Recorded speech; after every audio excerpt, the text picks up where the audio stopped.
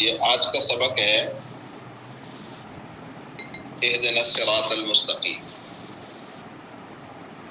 کہ اے اللہ ہمیں صراط مستقیم نصیب فرما، اے اللہ ہم کو سیدھا راستہ دکھلا۔ آپ توجہ فرمائیں، پہلے آپ نے پڑھا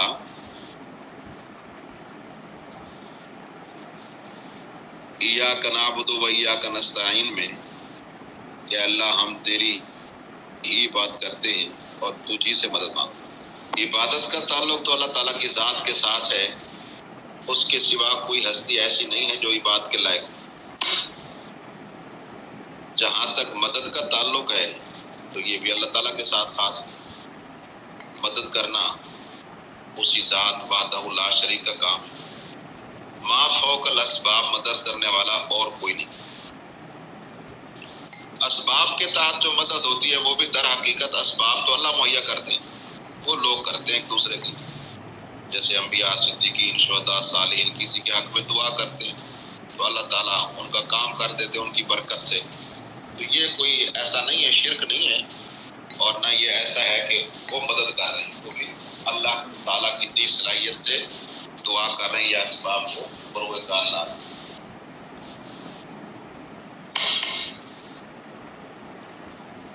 توجہ فرمائیں،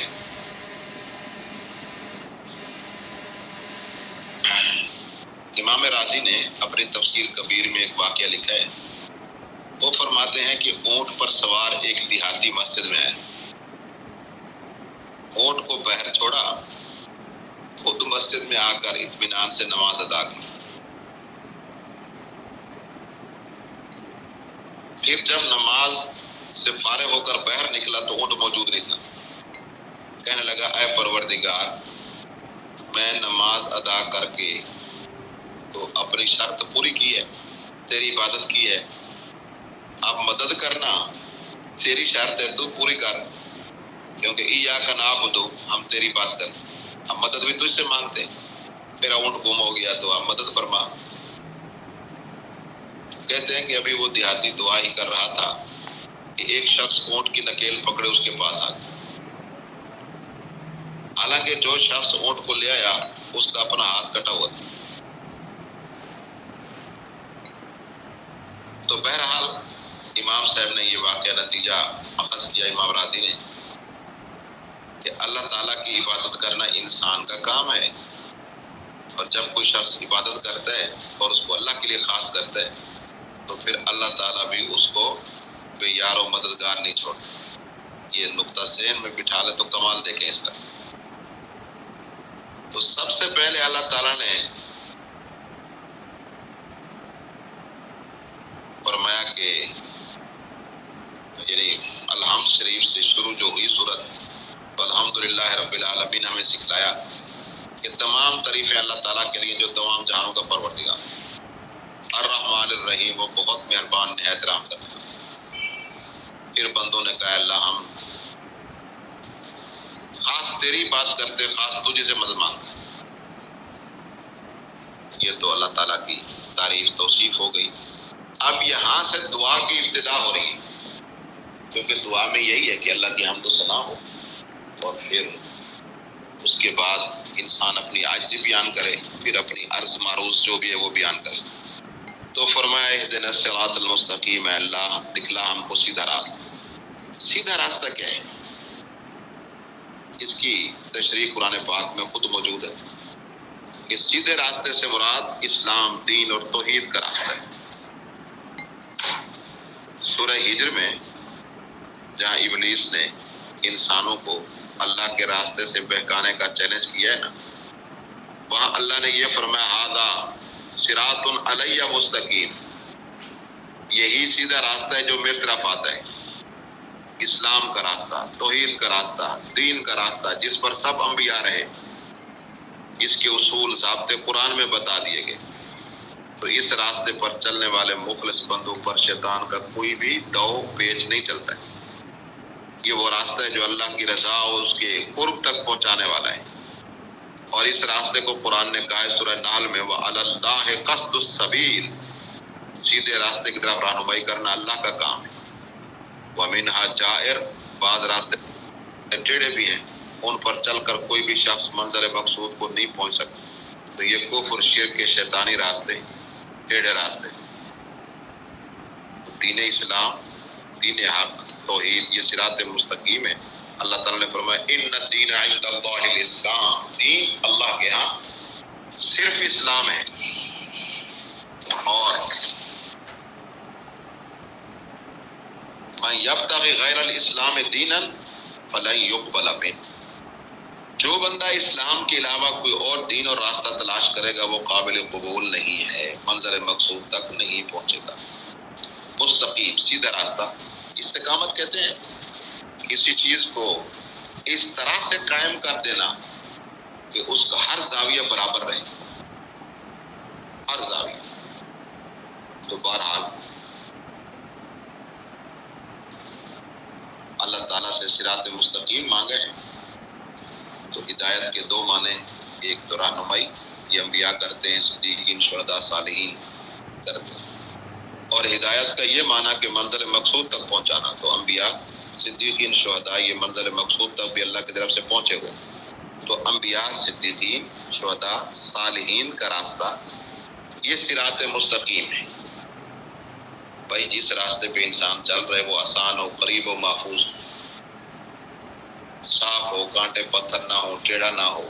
دین اسلام صاف بھی ہے، شفاف بھی ہے، مستقیم بھی ہے، تو یہی منزل مقصود تک پہنچائے گا۔ باقی راستے تو ٹیڑھے میڑھے ادھر ادھر پھر جاتے ہیں، وہ کہاں منزل مقصود یا اللہ کے قرب تک انسان کو پہنچائے۔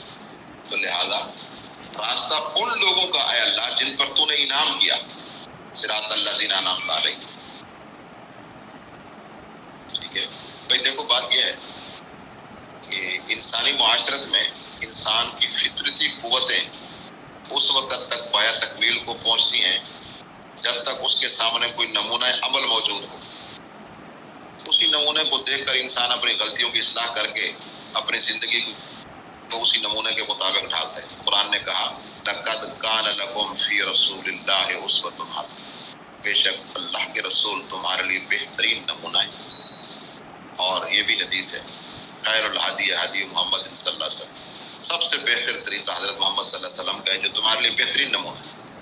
آپ کی سیرت بہترین سیرت، بہترین نمونہ ہے۔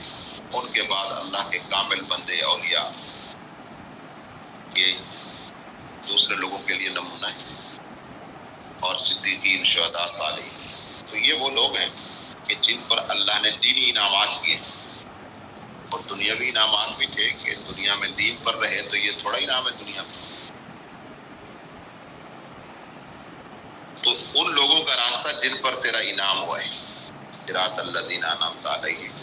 یہ سورہ نساء میں اللہ نے فرمایا مَن یُطِعِ اللَّهَ وَالرَّسُولَ، جو شخص اللہ اور اس کے رسول کی اطاعت کرے گا وہ کیا ہوگا؟ فَأُولَٰئِكَ مَعَ الَّذِينَ أَنْعَمَ اللَّهُ عَلَيْهِم مِّنَ النَّبِيِّينَ وَالصِّدِّيقِينَ وَالشُّهَدَاءِ وَالصَّالِحِينَ، نبی، صدیق، شہید، صالحین ان کے ساتھ۔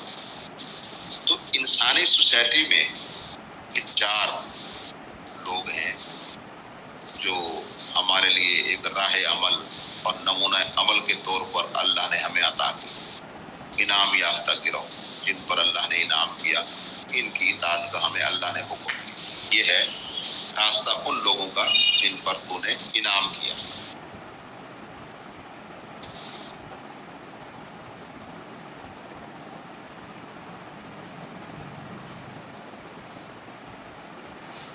تو ان میں انبیاء، دوسرا گروہ صدیقین، یہ وہ لوگ ہوتے ہیں جن کی قوت علمی اور فکری نبی کے قریب ہوتی ہے، اور فرمایا شہداء، تو یہ دین کی خاطر اپنی جان پر کھیل جاتے ہیں، اور صالحین جو اللہ اور لوگوں کے حقوق ادا کرتے ہیں۔ تو صراط مستقیم کسی نے حاصل کرنی تو ان چار قسم کے لوگوں کا نمونہ اللہ نے پیش کیا، تو فرمایا اے مولا کریم ایسے راستے پر چلا جس راستے کو تیرے انعام یافتہ لوگوں نے اختیار کیا ہے۔ سمجھ آ گئی بات؟ صراط الذین انعمت علیہم. آگے ہے غیر المغضوب علیہم ولا الضالین.